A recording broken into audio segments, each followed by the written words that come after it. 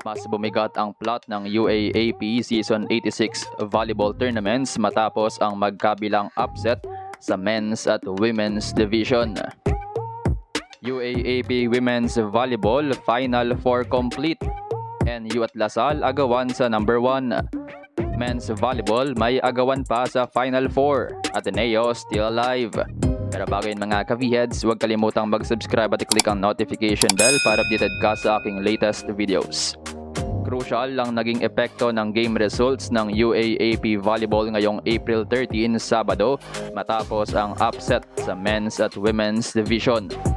Unahin na nga natin sa men's division kung saan ginulantang ng winless UP team ang Adamson.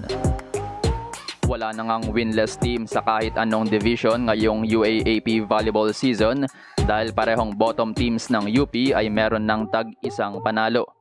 Nakumpleto ng UP ang upset kontra Adamson in just 4 sets, 19-25, 25-23, 25-23 at 28-26.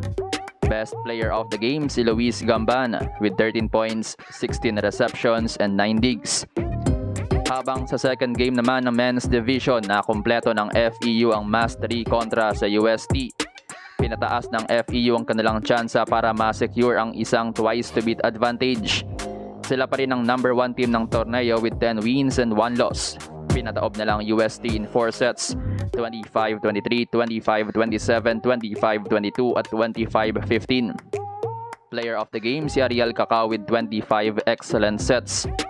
Dahil sa pagkatalo ng UST, buhay pa rin ang number 5 at number 6 teams ng Ateneo at Adamson. Hindi pa secured ng Lasal at UST ang Final 4 slot. Para naman sa women's division, muntik maulit ng UP Women's Volleyball Team ang upset ng kanilang men's division kontra sa Adamson.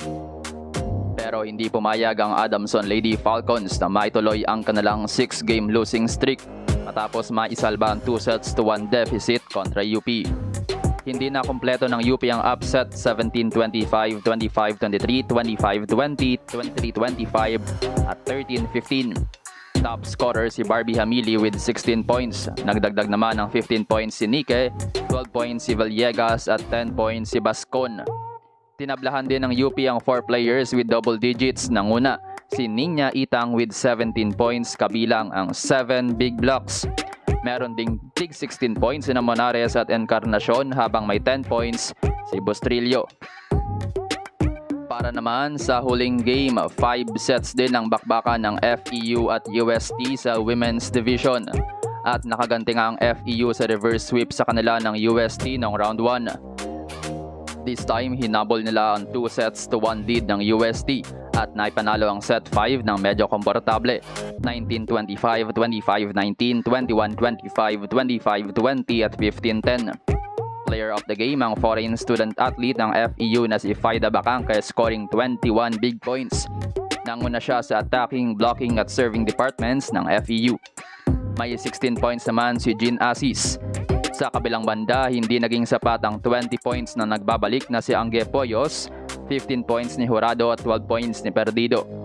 Tablang attacking department sa 53 pero crucial ang abante ng FEU sa blocking 12-10 at sa service 7-6. Pero pinakamalaking difference ay ang 36 errors na pinamigay ng UST kumpara sa 27 errors ng FEU.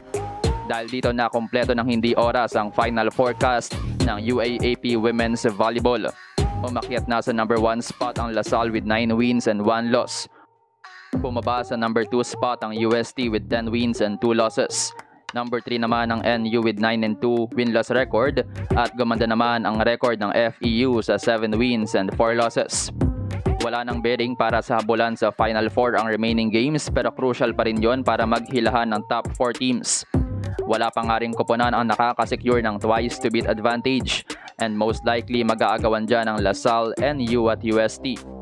Crucial ang susunod na schedule ngayong linggo, April 14, magtatapat para sa agawan sa number 5 spot ng women's division ng Ateneo at UE. Pero sa men's division, must win ng Ateneo ang kanilang 3 remaining games para sa final 4 spot kabilang ang laban kontra UE. Habang susundan niya ng classic matchup ng NU at Lasal.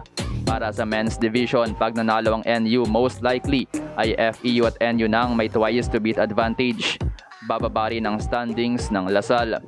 Para naman sa Women's Division, crucial ito para sa habulan sa number 1 at twice to beat advantage.